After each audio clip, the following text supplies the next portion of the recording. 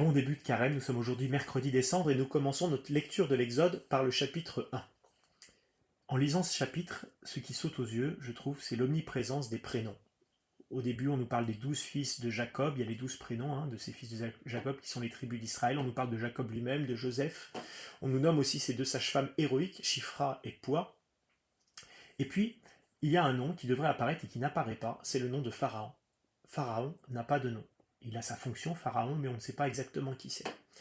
Et c'est pas étonnant parce que dans la Bible, le nom est du côté de la vie. Le prophète Isaïe dit par exemple: Je leur donnerai dans ma maison et dans mes murs un mémorial et un nom. En hébreu, ça se dit Yad Vashem.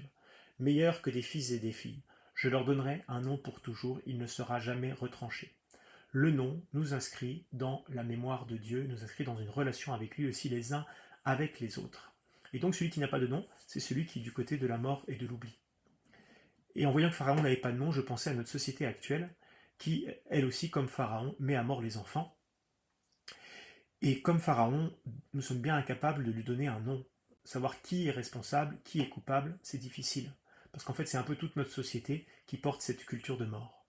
Et donc, comme chrétiens, quelle est notre responsabilité? Eh bien, chacun, au moins, de nous former sur ce qu'on appelle l'évangile de la vie, sur l'enseignement de l'Église, sur le respect de la vie humaine, qu'elle soit à naître, qu'elle soit vieillissante, ou toute vie en général.